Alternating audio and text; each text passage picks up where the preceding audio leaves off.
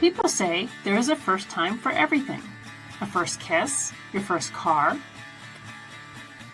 the unrequited first love. However, what does this mean in the grand scope of things? Are firsts more monumental because they are the first, or do we get better with practice? Do we remember our firsts as more important than they actually were, holding on to that magical moment as a mark of our past and future selves? Do our firsts outshine what comes next?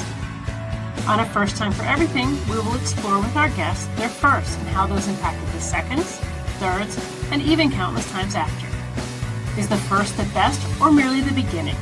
Or worse, was the first the last because it was so bad? We will dig into the recesses of our memories and consider whether or not a first was the start of something amazing or something we'd rather not remember.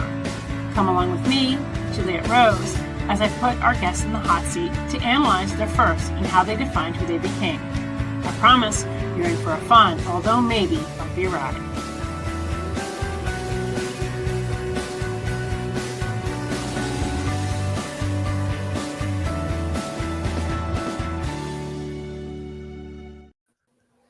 Hey everyone, good evening and welcome to another episode of First Time for Everything. I'm your host, Juliet Rose, and tonight we are welcoming Bob McGough, who is fortunately kind of recovering from being sick. And so we appreciate you still taking the time with us. I know that can be pretty rough, Bob. Yeah, no, it's anytime I can be on Go Indie, I'm going to jump at the chance. But COVID is doing a number on me as we speak, but I'm on the mend. So I'll be good to go.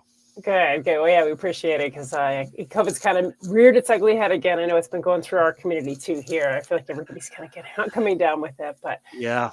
The 1 year I've been getting my boosters religiously, and then the 1 year I don't get a booster is, of course, it gets me. I mean, funny how that works. Yeah, right. Science. What? Don't be crazy. Yeah. All right. Well, hey, let's get a little intro from you. Why don't you tell our listeners a little bit about yourself, what you write, and anything you'd like us to know. Yeah. So I am an author from South Alabama. I was born and raised here. I've lived here my whole life. I'm best known for writing a book series called The Jubal County Saga, which is about a redneck wizard with a crippling meth addiction. And it sounds ridiculous. It's not really played for laughs. It kind of addresses the realities of drug addiction in the Deep South. And while there are shenanigans. That's me in a nutshell. Yeah, and I actually read you're the first in the series, and it's definitely. I mean, it definitely has a not that it's for laughs, but he definitely has a personality that makes chuckle at times. So yeah, he does. He does. He himself is funny. Addiction, not funny. Not so much. Yeah, right. He is. He's quite a hot mess. Yeah, he really is. And just real quick, say Anita said hello, and then also that one, and then Cheryl said hello. Hey. So welcome, guys. We appreciate you tuning in to the show tonight. And I just want to remind everybody too, if you give us some likes, you can get entered into our season prize package where you get some swag and stuff. So definitely do that if you can. Yeah. And let's kind of jump in. So I've read your book, and I know you and I have crossed paths a few times, but I actually don't know a lot about you as a person. So let's talk about like how you got into writing, how you knew this is what you wanted to do. Was this something that came later in life, or did you always know this? So I started writing pretty young. In high school, I got kind of known to some of my teachers for writing these. I would write these one-page stories that all were puns. They just led to puns. And I was also a big fan of the Warhammer universe. So the first book I ever tried to write, in retrospect, I wouldn't have known to call it that, but it was Warhammer fan fiction, basically. Oh, okay. And so that was way back in high school. And when I got to college, I kind of played around with writing some short stories, but that's when I discovered D&D. And I knew what D&D was, but being from backwoods Alabama, I'd never known anyone who'd played it. wasn't until I got to college that I encountered people who had started playing it, and I kind of had this realization in the past year that D&D consumed my creativity. And I don't view this as like a negative. Like I enjoy D&D. I was very creative with it. I've always been a DM. I've designed games, things like that. But it was just because all my creativity was flowing into D&D, it wasn't flowing onto the page. Sure. And it wasn't until 2012, when I was wrapping up grad school, that I decided to try NaNoWriMo. And I sent out I put a post on Facebook saying, how would you like to die in a story? And all the suggestions that my friends gave me, I wrote into short stories. So I wrote 50,000 words of steampunk horror short stories for Cool. NaNoWriMo that year. And doing that kind of, I was like, oh, wow, I remember this. I loved doing this, and I haven't done this in so long. And that's kind of what got me started on the, in 2012, I was like, I have a 10-year plan. In 10 years, I'll be writing for a living full time. That's my goal. And we could see we were past 10 years. And I'm not doing it full time. Yeah. I was very naive. But I also, I was only writing short stories, and I had it. Luckily, it didn't take me too long to realize there's not a ton of money to be made as an author, but there's a whole lot less money to be made if all you do is write short stories. So I started like, okay, I need to write a novel, and I sat down and I wrote a novel. I wrote it in 2 NaNoWriMos 2 years apart. Like I wrote 50,000 words of it, was so burnt out on that story, I didn't pick it up again for 2 more NaNoWriMos, and then I finished it. Oh, okay. And I started shopping it around. It was a horror novel set in Montgomery. Never really got anywhere with it. And I had the good fortune to do a mentor session with John Hartness at DragonCon the year before, like the DragonCon before COVID. And I told him, like, hey, I've got this horror novel, kind of shopping it around, haven't had much luck, but I was like, but my best stuff, I think, is I have this series of novellas about a redneck wizard with a math problem. I was like, do you think I should try and get those published? And he was like, ooh, you sweet summer child. No. He's like, look, traditional publishers don't like novellas, and they don't like, and your protagonist sounds unlikable. It's like, it's going to be too hard of a sell. He's like, and he told me though, he's like, look, but I write Bubba the Monster Hunter. It's novella series, and I pay my mortgage. And at that point in my life, I was like, man, I bet having a mortgage would be nice. Like I couldn't fathom having a mortgage. And so I decided, all right, well, let's do this. And then COVID came around. I was sitting at home, bubbled up, and was like, if I'm not going to put it out now, when? And so that's when I started seriously self-publishing. Yeah. So. Well, it's interesting that he said that too, because having read your story, it's interesting because like I see that aspect of that main character, and he is at times like not terribly likable, but he's endearing, which is interesting because it's like you still really root for him. You still really like, I don't know, believe in him, and that's the part that I liked about it is like you are conflicted, but in the end, you still are like on his side, like. Oh yeah, and it's a hard line to toe, and I'm lucky that I've managed to pull it off. I'm not going to say it's skill. I'll say it's luck. Yeah. But it's I don't know. Part of it is there are a lot of folks in the especially here in the Deep South. There's a lot of judgment, shall we say, and people just get written off. You do the bad thing, and you're just dead to society at that point. And that grates at me, and it people just because someone became a thief doesn't mean that they're always going to be a thief. Do we believe in redemption or don't we? And I believe in redemption, And so that's what I kind of set out to write. Is hopefully it kind of reminds people that, like, hey, there are people who do bad things, but that doesn't necessarily mean that they're bad people. They've just kind of lost their way, and given enough time, they'll hopefully turn it around. So. Yeah, and Joe says Howard is his own worst enemy. Howard being the character in the story. Yeah, and I like that you said that because I write a little bit about addiction. Of course, mine's just that's my contemporary, modern kind of stuff. Don't really get into anything else. But same thing. I'm trying to broach that subject of, well, let's look at this maybe a little bit differently. What I liked about your story was I felt like maybe aspects of the addiction had to do with the fact that he had kind of like these powers, like that he didn't really want to have. So like, I could see that leading to like, let me bury myself in something, so I don't have to think about this. And I really appreciated that aspect of it. Hey, yeah, it's he's got some trauma. He's definitely got some trauma, and more and more of it gets on the page every book. Now, how many books do you have so far in the series? 6. Okay. All right. Yeah. And those 6 make the first arc, and I am currently pausing them because I'm writing a horror trilogy that's the same universe.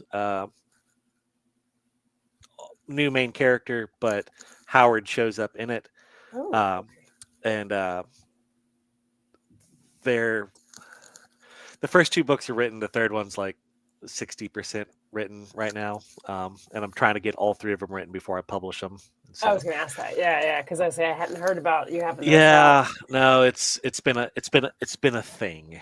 It's been a whole thing. We were originally going to be 1 book, and then as I started writing it, it was going to be 1 book in third person, and I got like 50,000 words in. I was like, this really needs to be 2 books, and it needs to be first person. Oh no! Wow. And then it's like I got into it. It's like, well, this really just needs to be a trilogy. So it kind of got away from me. But that happened. I'm a discovery writer, and so that's not uncommon for me. Yeah, definitely. You know what I like too is I feel like with that, I really could see this being like a TV series. Like I could see how it would play out because it just does. And I don't say that about everything. I think that, everybody hopes that their stuff will be, but like, I really, when I read it, like in my mind, I was like, man, this would be like a great TV series. Now, if it was, who would you think Howard would be played by? So I'll tell you who, I have mild aphantasia. For those who don't know, it's like you don't really visualize in your mind that well. And so like I have a mild version of it. I actually did a really cool panel at Conjuration about aphantasia, like writing with aphantasia. It was really cool. So it's very rare for me to actually visualize characters. I will say that there are 2 that I have that I know who they are, and one is Howard. He couldn't play him now, but oh gosh, now I can't remember his name. He was in Justified. Not Timothy Oliphant, but the bad guy. He was also the ghoul in the Fallout series. Great. No, I can't remember either. Yeah. Starts with a W. I know that. Yeah, Joe. I'm sure Joe's probably screaming at the screen right now. But he's actually from Alabama. Okay. I always kind of at this point he's a little old to play Howard.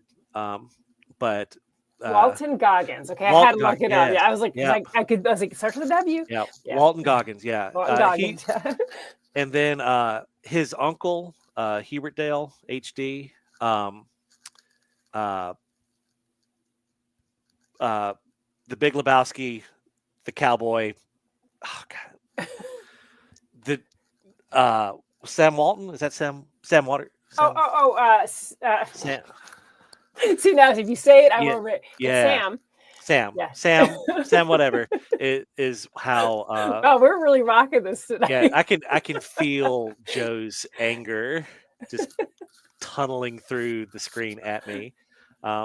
We sit and talk about movies sometimes, and I have seen so few movies that he has seen and loved, That's and I funny. just know it frustrates him. Sam Elliott. Yeah. Sam Sam Elliott. There we go. Yeah. Yeah. So those are the only two that I like can visualize, but it's also because Howard is very, very loosely based on someone that I know in a weird, like in a weird way. Like I knew an artist in Ayrton, Alabama, who I was like, if anyone was a wizard, it'd be that guy. And that was kind of the inspiration for Howard, and he kind of looks like Walton Goggins. So that's cool. really Yeah. where all that comes from. I And he had an actually uncle can that see looked like yeah. Sam Elliott. So yeah, It's funny how that works. And like when we make characters, like people always ask me, like, what do you picture? Who would you pick that character to be? And I don't really ever picture anybody that's a real person. So it's like, it would be somebody I'd have to kind of shoehorn into the idea of it, because in my mind, it's just somebody that looks like themselves, and they don't really have that. Yeah. So occasionally I can find that like kind of person that I think would work as it, but it's never something that I have planned out, or like, and I know some people do, they'll say, oh, I planned this character on, and they have like this lit cast of characters to play who it is. And that's actually how they build up the character. I really don't do that. I just kind of go off of like in my head, and I don't really picture them wholly. Like I couldn't draw a picture, of what they look like. I just have certain elements I know about them. Maybe they're tall or whatever. But yeah, I run into that quite a bit. And then one of the things I had to do, they actually, I had to submit something. And they said, well, you have to submit who you think of playing it. I froze. I was like, I had to like start typing tall actors. Like I didn't know. Yeah. I've almost never can picture anyone's face. So like his girlfriend Anna, I can clear as day see her posture, but I cannot, from like the neck up, I cannot imagine her at all. Like it's just not, it's like a blank face, but like I can see the way that she stands. And a weird thing, it just echoes back to a memory I had of I saw a very tall woman at a rodeo, and that's it. Yeah. That's it. It's like, oh, that's Anna. I don't know why. I don't know why that stuck with me 20 years later. But yeah. That's exactly how I am here, because I don't have an image in my head, and I have like that. I might have the slope of shoulders, or maybe even like the cut of a chin, but I don't really have like these details of a face at all. Yeah. And then let's see, Anita said, I based one of my characters on an actor's performance in a miniseries. And I've definitely heard that before. And it kind of goes back to what I was saying. It's like, I've definitely heard people say, maybe they were inspired. They saw somebody do something. They're like, oh, I want to base a character on them. And then it's not really the same character. It's really like the inspiration from that they then create a very unique character. But that's what kind of started that. Yeah. And then let's see. Joe said Aaron Paul would be a Howard. He's Jesse from Breaking Bad. Yeah, I could see that. That's interesting. Yeah. I hadn't thought of it that way, but like then I think Joe just had like meth on the brain. You're like, well, but yeah, I kind of pictured somebody a little more like slight and a little more like, I don't know, angular when I was picturing Howard. Yeah. Funny thing. Well, not really funny, but weird thing. There was an actual Walter White, who was a meth cook. He from Alabama, and he was one of Alabama's like most famous meth cooks. Look him up. Look up the real Walter White, and you will see that Alabama had a real, actual named Walter White meth cook who was really good at his job. Interesting. Do you think that they in any way use that, or that just happens to be that weird coincidence? My understanding is totally weird coincidence. Interesting. Because I remember it being in Alabama, it came when Breaking Bad was on all the time. It came up every so often in the news article. You'd see like, oh, the real Walter White. So yeah, that's funny. So kind of talking about that, like talking about Anita, basing her character off that. So you have a really unique character. To me and Howard, he's a very unique character because you've really brought in elements that typically aren't put together. Was there anything specific that inspired that, or was it just kind of like this compilation that just gelled? It was a bunch of kind of things that all came together. I had started writing stories in Jubal County before I knew that that's what I was doing. I had started writing like a series of. I've always written horror. That's kind of was what I started. Um, either like steampunk horror or more just like more straight traditional horror. And then I started kind of playing around with Southern Gothic a little bit. Kind of, I don't know. I think I was maybe trying to work through stuff, just my upbringing in the deep rural South, and that kind of. So I was writing these stories, little vignettes. Really, they most of the time they weren't even full stories. It just more or less just be like scenes. That were all set in this mythical, or fictional county in Alabama. And at the same time that I was doing that, I was getting more and more involved in my like local punk scene. I joined a punk music crew, and we had chapters across the Southeast, and I was meeting all these just incredibly creative, unique individuals, and the kind of folks that join a deep South punk rock crew, and we one thing that we would do, a lot of our chapters, not a lot, but sporadically, our chapters would to have a clubhouse would like rent a storage shed, and our Montgomery chapter, we rented a storage shed, and we had a guy there who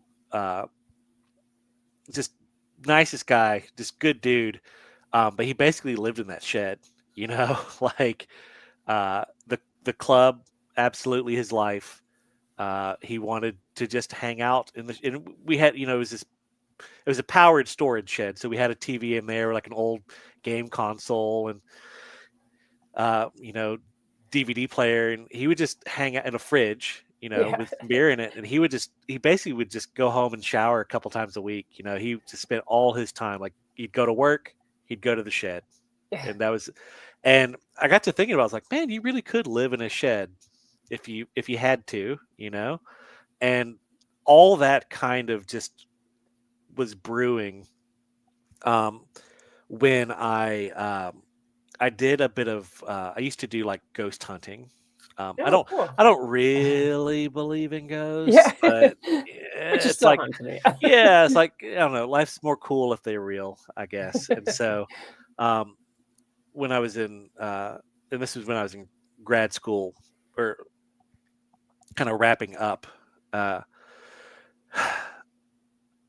one of the last times we went, I basically found a spell jar on a grave. And I actually have it's on a shelf around here somewhere. But and finding that kind of turned me on to like old Southern hoodoo. And so I started doing research into that. And so that's why there's like spell jar magic in my series. So like all these things kind of just were brewing together, and then in popped Howard Marsh and his shenanigans. Yeah, that's really awesome. It's funny how the littlest things can like trigger those, those ideas like that. You saw that, and then it kind of brought that together. And I think that's the thing a lot of people don't get about, I think, writers, is we're always in a way observing for that idea, for those stories. Because I don't know about you, but I can remember being really young and like the phone was ringing. I was running down the stairs, and halfway down the stairs, that run to the phone triggered a story. Can't explain it. Nothing. It was just literally that moment of whatever it was. I was almost seeing outside myself, and it triggered a story. And I think that's where we're always at, is we never really know. I don't plan my stuff out. I'm kind of always just like, let's see where this goes or what happens. But usually what triggers the first idea is just this moment that could have passed. I could have missed it, but it triggered that story. Yeah. Oh yeah. And that I actually get a lot of my ideas from travel, and not like, ooh, I'm going to go to all these new places. It's the act of traveling. Especially like writing a lot of rural fantasy, like driving down roads and seeing weird things on the side of the road. A lot of that will trigger, I could write a story about that, you know? So. Yeah, you never know where you're going to find a story. Yeah, you definitely see some things in those rural travels. I'll say that too. More so I think than if you went to, New York City and you're looking at the Empire State Building. Taking those backwoods can definitely, you'll see things. Yeah. Oh yeah, for sure. For sure. So when you started writing this, was this always like what you thought you would do with Howard Marsh, or did this kind of take a life of its own? Oh, well, I'll say first off, I never thought I'd be writing urban fantasy. Right. I actually don't really read urban fantasy. I do a little bit. I read more now because this is what I write. But I grew up, was more just like epic fantasy. The Black Company by Glenn Cook is my all-time favorite book series. Like, I read a ton of fantasy, a little bit of sci-fi, almost no urban fantasy. So the fact that I have devoted, the bulk of my career to writing an urban fantasy series is somewhat of a surprise to me, even now. And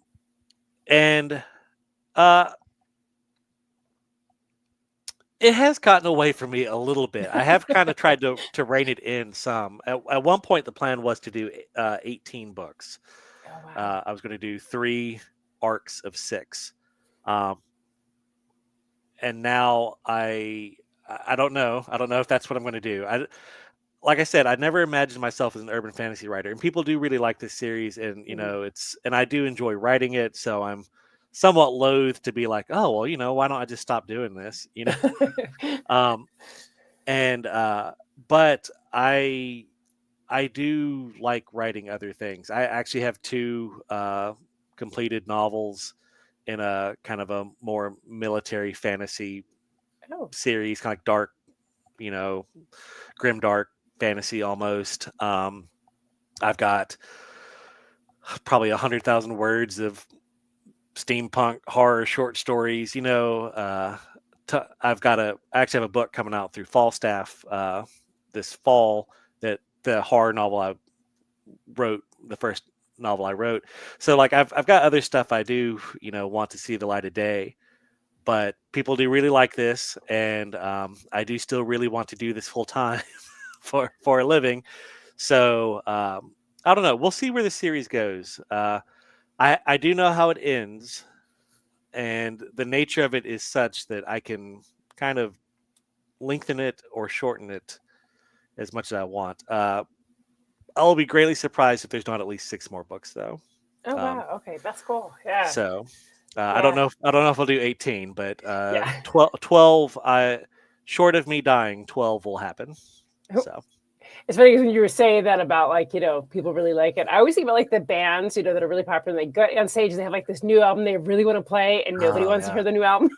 You're like, I feel bad. I always feel bad for them, but I do too. But I was like, it's okay, let them play the new song. But I want to hear the old song. Yeah, just play 1 or 2 of the new ones. It'll be fine. We'll tolerate.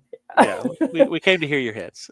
Yeah, and so I was thinking about that when you were saying that, because it's like I think is hard as a writer, because like my brain's always chugging to the next idea and doing stuff. So you want to be successful and you want people to like what you're writing, but you also want to be able to write what you want to write, and like you don't want to get locked in. So it is that kind of like a love-hate relationship. You're like, I really, I love that you love it, but like I'm ready to do something else. And you're like, play the hits. Yeah, well, and now there's pressure. Now there's people that like it, and I have a standard to maintain. And so boo on that. Yeah. So you mentioned your first book that you wrote, and then you mentioned is that the book that's going to be with Falstaff? Yep. Yeah. Oh, that's really cool. Yeah, I worked. So I had worked on it. My writing method is basically I write a draft. Ideally I set it aside for 6 months. Oh, wow. And then I go over it, and then I send it to the editor. That's kind of my process. Right. The only book I've ever like revised repeatedly is that one. So I know like everyone's first novel is not good. Okay, yeah, true, but I have put a lot of work into this one for a first novel, and so for me especially, because I hate editing more than life itself, and so I'd actually the horror trilogy that I'm writing now. I had pitched that to well, correction. I didn't really pitch it to Falstaff. I was at I think I was at Con Carolinas, and me and John were at the bar, and I was like, "Oh, let me tell you this idea of the book I'm writing, starting next month." No, I guess it would have been Yeah, it was at Multiverse because it would have been October. Oh, okay. Yeah, and we were at Multiverse. Like, oh, let me tell you about the book I'm going to start writing in November. And he was like, "Why haven't you ever submitted something to Falstaff?" I was like, "Because y'all aren't open to submissions." Yep. He's like, Yeah. "Yeah, John. well, yeah." It's like he's like, blah, blah, blah. I know you can write. Send me something. Well, I was going to send him that, and that's when I was like, "Oh, okay, this has quickly gotten out of scope." Right. And so, but I had a soft offer on the table of send us something, and that's the only completed work I had that was horror. They weren't looking for fantasy; they wanted me for the horror imprint. Sure. And so I was like, Rachel Brune is It's Crone Girls, right? It's Crone Girls, yeah. Yeah. She's also the head editor for Falstaff Dread. And so I sent it to her. I was like, "Hey, look, I get this is not what we talked about, and this is my first novel. You feel free to tell me it's hot garbage. You will not offend me, but I cannot get you this other novel because it's not going to be a novel. It's going to be 3, and it's going to be a while." Yeah. And she ended up reading it, loved it, and went with that instead. So I was like, "All right, cool. It worked out." That's really cool. So, You found a home for it. So, and when does that come out with Falstaff? it's supposed to be August Of this year. Of this year, yeah. Okay. Cool. The goal is to try and have a release around Dragon Con. So Oh, nice. Yeah, smart. that's the plan. Are you going to be at Dragon Con this year? I will. Yes, Nice. I'll be an attending pro this year. So. Very good. So that's exciting. Have you done Dragon Con before? Yeah, this will be my second year as an attending, but I've been Dragon Con and Multiverse are my 2 favorite weekends of the year every year. I've been going to Dragon Con since 2013, I think, I guess. Oh, wow. And haven't missed a year, other than the COVID year. Right. Yeah. So, but yeah, no, it's my favorite weekend of the year, and I always like one thing. I try to mentor a lot of folks, and one thing I always tell them is you got to define success for yourself. Yeah. But part of that is you need to define steps along the way to that success. And so one of my early success markers, as I called them, was doing a panel at Dragon Con. Yeah. And then it was doing 6 panels at Dragon Con. And then it was becoming an attending pro and then becoming a guest. And so Nancy Knight ever so graciously threw me on a panel one year at Dragon Con, and then I parlayed that. I was like, okay, I've done a panel. So then the next year I reached out to a few other tracks. Like, hey, I did a panel over here for the writing track, and I got to do 6. Wow, that's awesome. and then the following year is when I got attending pro. So I got a lot more books to sell before they'll let me be a guest, but that's the dream goal. One day. No, you're doing great. That's definitely good to have those goals too. I think that, I think one of the things I see with a lot of writers, and maybe it's like new writers and the misconception of the process is that, they think, I'm going to publish a book, I'm going to like whatever it is, I'm going to blow up, I'm going to be able to do this. And there is like baby steps, I think, along the way. And I agree with you. You have to determine what those steps are for you, and what's right for somebody else isn't necessarily right for you. Mine's always been very, like when I try to make my steps, a lot of charity goes into mine because it's really important to me. And so like doing things that kind of help with that are my goals towards getting to where I see success as. And I think that that's really good advice for new writers is, don't just think you're going to publish that first book and all of a sudden you're going to be a guest at DragCon. Yeah. I mean, I hope it comes true for you. I really, really do. I will just know I'll be in the crowd seething with jealousy. Yeah. But I hope it does happen. But yeah, it very rarely is the case. But yeah, like that, those to me are little success markers that let me know that I'm getting known enough that my brand is growing to a point that I'm getting noticed. And that's what to me, it's at this point in my career, it's like, we were talking briefly before we got on air about what events we had coming up, and part of the calculus is, like, we got to do events that we can make money. But like, if I'm trying to decide between two events and they will both let me sell, and one is more of a traditional like vendor con where I would probably make more money, and one is a more traditional fan con where I would get to do panels, I will give up the more money for the panels every time, because this is not my job yet. I mean, it is my job, but it's not the job that pays my bills. Right. So it is, I can afford to make that calculus, because to me, it's about trying to grow my author brand recognition, get people know who I am. People remember me. So then when they see me out and about, like, oh, yeah, he was fun on a panel. Exactly. Let me go stop and talk to him for a second. And then they're at my booth, and then maybe I sell them a book. Yeah. And so that's a lot of, so for me, that's how my path has been laid out in my mind, because I don't really like social media. I'm on there. I'm the same way. And there's so many people that are so good at social media, and that's just not I'm me. not one of them.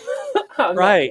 And so I have set my, and like, I do track things like that. I have a goal. Like, I had a goal to get 1,000 Facebook followers on my Facebook page, and I took many years, but I eventually got there.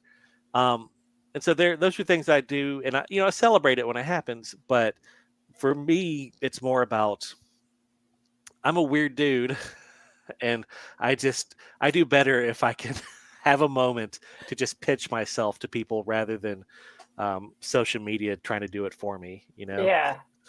I totally relate. So I get that, because I feel the same way. Like, one of the reasons I love Multiverse is the panels. Like, I make enough to cover kind of like my costs. I don't really ever make a profit, but that's not why I go. I go because I absolutely love the panels at Multiverse. I love the subject matter. I love how they're presented.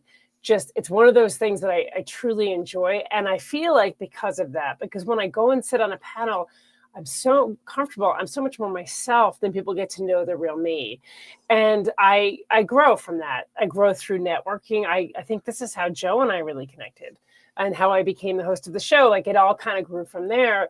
And so I think it's important to see success outside of just monetary.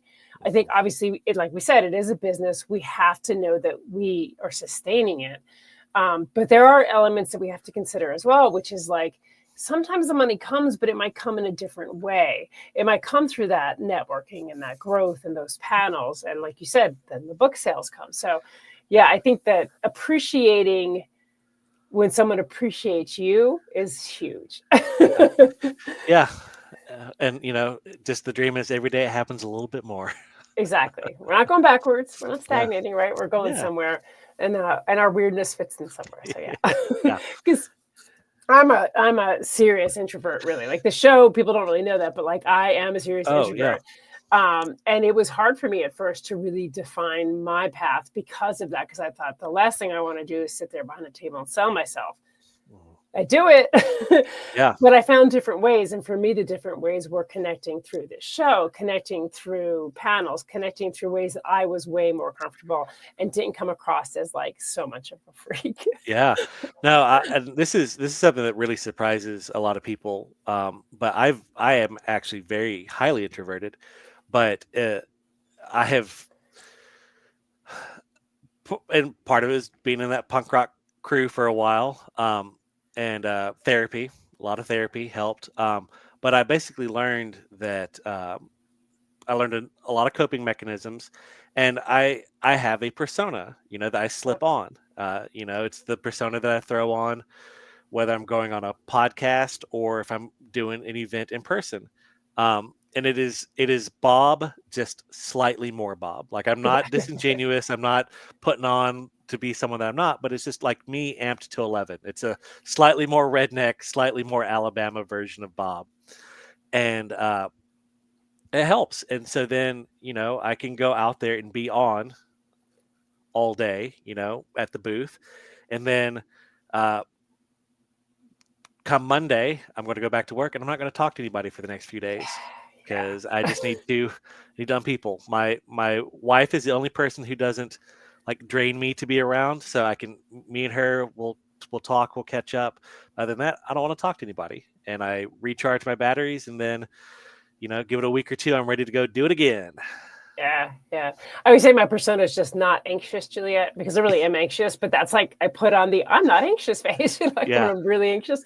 Even when I'm doing this podcast, you guys can't see my hands. A lot of times I'm actually bringing my hands a little bit because I get anxious. So I have my not anxious persona. Yeah.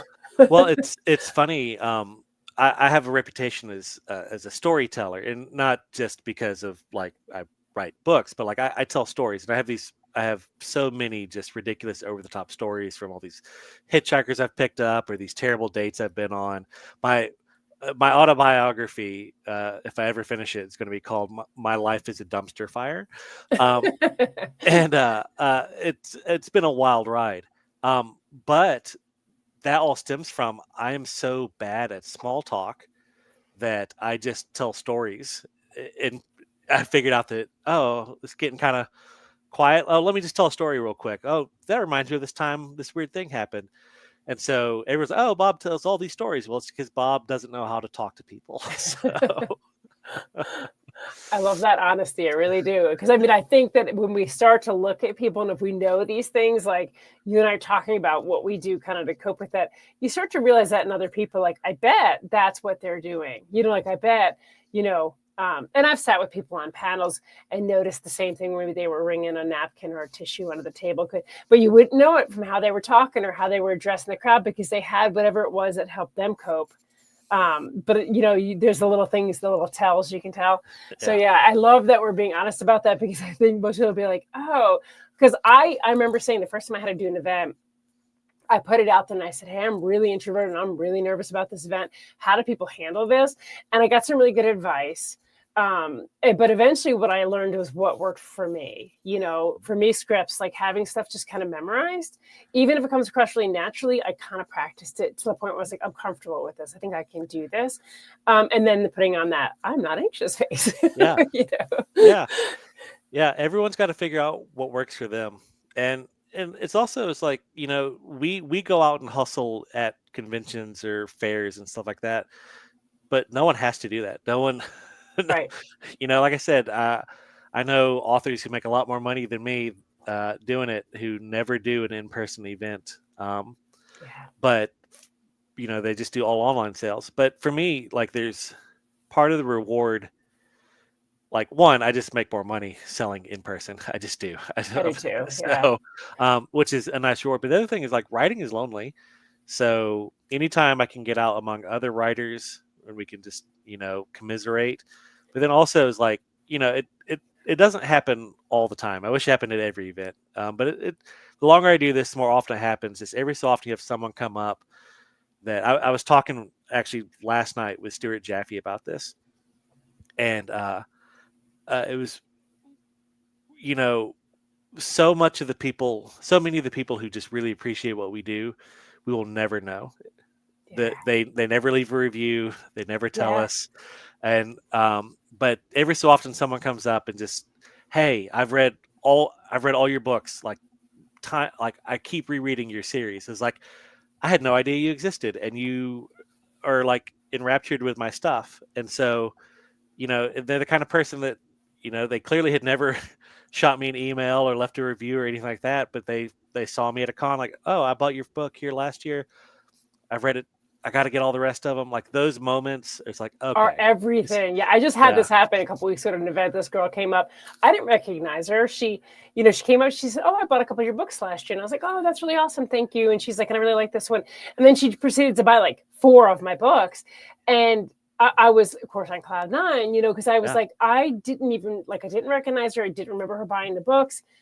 So if she'd never come up, I would have never known. But that Yeah. moment of her coming up and then grabbing more books kind of made it all worth it. You know, and you're right, like it is good. I mean, like that's why I do like being in person. The other side, and you mentioned it earlier, is we're not being disingenuous, right? Like we are still being ourselves. Yep. We are still connecting. We're just finding a way to do that. And it's not an act. And I think that's what's important, I think, for people to understand is like, yes, I put my non-anxiety face on, but I'm still really thrilled about connecting with people. Like when they come up and we have that genuine conversation, it feels good. Yeah. Yeah, it's real. Yeah. Yeah. No, I mean, I'll be honest. There are some times that eventually the conversation, oh man, it got to the point now where I actually write about it sometimes in my event recaps. I call it my WTF section, where you just have these people that just come up and just tell you the most bizarre things, or they I talk. bet you do, especially. Oh my God. Here's the thing. I love all of them initially, but after like 20 minutes of someone talking to me about dragons in the Bible, I'm trying to sell some books here. You know? And I've had that happen. Yeah. And so just keep in mind, I genuinely want to talk with all of you about everything. Just I am also trying to conduct business. Yeah. So sometimes just after like 10 minutes, just give me a break to sell a book. Come back and tell me more about it in an hour. But yes, I think we've all those people that say, "Oh, you're a captive audience. Let me tell you every crazy thing that's ever popped in my head." Okay. Yeah, it's kind of funny. I wrote it years ago, almost as a joke. Little great book called Create Your Way to Freedom. And then I didn't really take it all that seriously, and I kind of half-heartedly self-published it, and it was only like 7,000 words. But I've now, like a decade later, like, oh, I've actually now know kind of what I'm doing, and expanded out, made an actual book.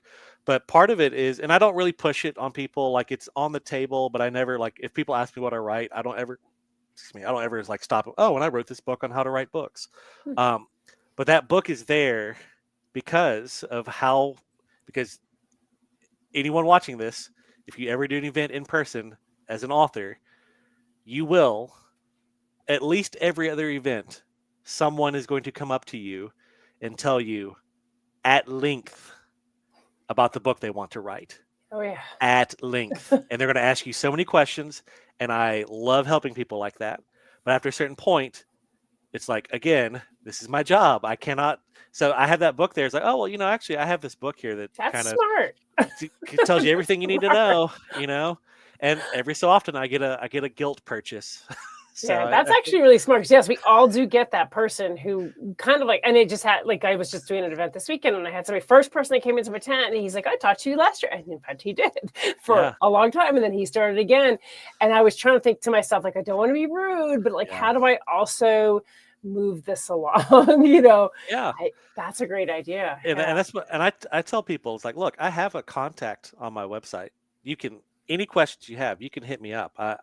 I am not wealthy enough to have a personal assistant. You will get me. Yeah. And I will answer you. It may take a little while, but I promise you, I will answer any question that comes in.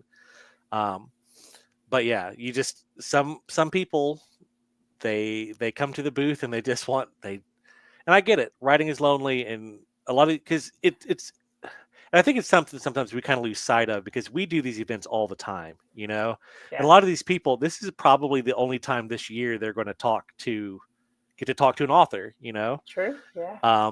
And so it's like, oh, this is my one chance to actually talk to someone who's written a book. Oh, I got to shoot my shot. It's like, right. Yeah.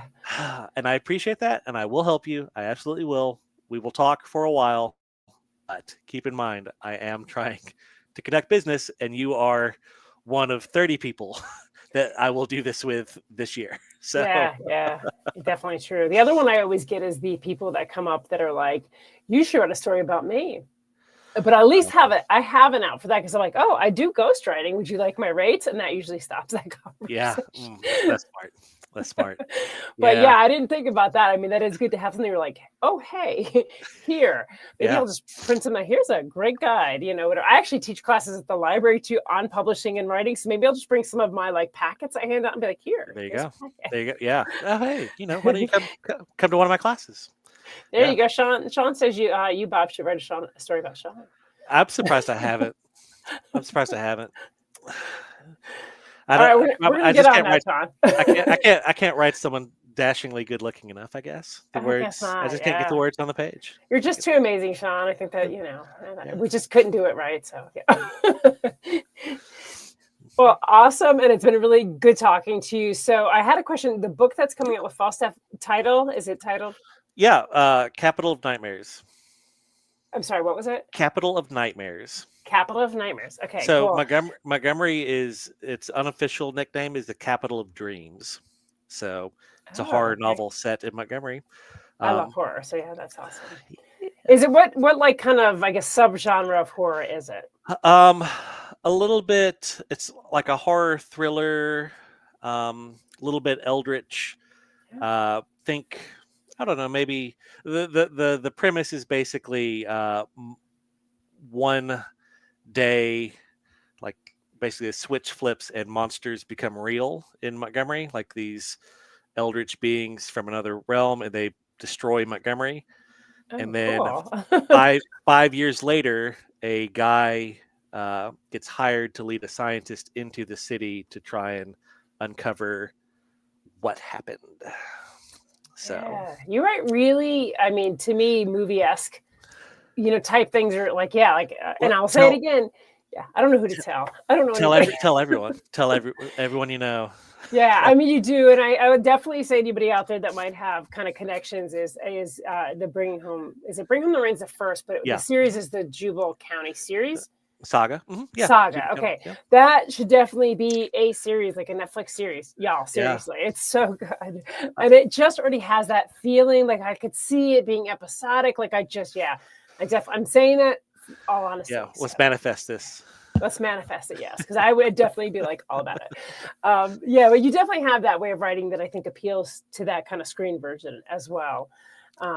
Okay, so let's give you a chance to talk again a little bit about where people can find your books, if you have any events coming up and anything else you'd like people to know.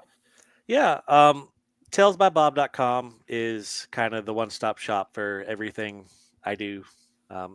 Everything from I do game design, I do podcasts, I do books, obviously. I'm also something I'm super, super passionate about is transparency. Every month, on my blog, I do a recap post where I talk about how much money I made doing this, be it from shirt sales or book sales. I use affiliate links on my website. That gives me like $2 a month. All these little dribs and drabs. I total them up. I also talk about my social media, like how it grew, how it shrank, if I decided to start using a social media platform, if I decided to stop using one because a billionaire bought it, and just you never know what's going to happen. And so I also like when I do book launches, I really break those down. You can see how much it costs me to publish the book, how much I make during my launch window. Just super huge on transparency. If I do an event, events I have coming up, I'm doing Huntsville Comic and Pop Culture Expo in Huntsville, Alabama, this weekend. And probably Monday or Tuesday of the following week, you can go to my website and you will see a blog post where I break down, here's how the event went, here's how many books I sold, here's what worked, here's what didn't work, here's what I tried, stuff like that. Super huge on transparency. So yeah, I think that's actually really good for writers to see too, because I think that I remember before I was writing, and my husband said about a friend of ours who's an author, and she's published through like a publisher, and he said, how much do you think she makes? And I laughed because it was one of those things where it's like, I think there's a lot of misconception that we're gonna get rich off of this, and some people do, but again, they're the minority. I love that you're doing this because I think that would help people really understand the cost that goes into it, because you gotta spend money to make money, right? Yeah. And then what you're really getting back out of it. That's brilliant. Yeah. So, and like I said, I've been doing this for, gosh, probably like 3-4 years now. So there's literally years worth of data you can go look at. And I do, like, if you don't want to go month by month, I do a yearly recap. So last year I made, I grossed like 12,500 doing this, but I sunk like 11,700 of it right back in. Yeah. Some of it, just ordering more books or Right. paying event fees, but some of it was just on some dumb stuff that I was like, oh, I'm going to try this, and it didn't work. Right. So, Yeah. How about that too? Quite a bit. Yeah. So, and where is your website? What is your website? talesbybob.com. talesbybob.com. Yeah, I'll definitely check that out because I think you're offering something unique that a lot of people aren't. I'm going to check it out. I'm actually curious because I know what I've done. I'd like to see if it's pretty comparable. Yeah. To kind of what you're saying too. And you learn from it because you can say, and we all try different ideas. Well, I'm going to try this, didn't work. I'm going to try that, did work. And it's good for people to see what doesn't, because I think that like you're constantly being bombarded with try this. And you could sink so much money into things that just fail. Yeah. I also have a tab on there. I have a transparency tab and I have an education tab. So I get hired occasionally to teach workshops, and I'll anytime I teach a workshop, once the people who've paid me to teach it have gotten their money's worth, I then take it and turn it into a YouTube video, and it's all free. Cool. But one I recently made for people who are interested in doing what we do and going and doing in-person events, I did it's about an hour-long video of the history of my booth, where I just went and dug out all the pictures of my booth from all the events from like my first one to somewhat recently, and it's probably like 30 different slides. And I talk about like, okay, here's why I don't do this anymore and why I do this, and kind of show how it has evolved over time. Because like people see my booth now, like, oh, you have a very polished looking booth. Well, yes, it used to look like dog shit. Yeah. So this is evolution. So there's stuff like that on there as well. I have guides on like how to start doing in-person events, just things like that. So yeah, definitely people check that out. talesbybob.com. I think that is, like I said, I'm definitely gonna take a look at it too, because I think that we can all learn from each other and learn from other people's mistakes. Right? Yeah. I've made many. Please learn from them. Don't repeat them. Please learn from my mistakes. Yeah. Well, I know that. I really appreciate you sticking with this chat tonight. I know it might have gotten hard at times, and we appreciate you being on. And again, he's going to be at the Huntsville. What's it called? Huntsville Comic and Pop Culture Expo. Very catchy. Very catchy name. Yeah, like it's long. I know. Something about comics. Yeah. So you guys definitely go check Bob out. And we appreciate everybody that tuned in tonight and all the comments. That was like kind of a fun chat tonight. And we appreciate all of you coming through. And we just want to remind everybody that it's a go time for it's time. I'm sorry. I'm tired. It's time for going now. It's always time to go now. There we go. We got it.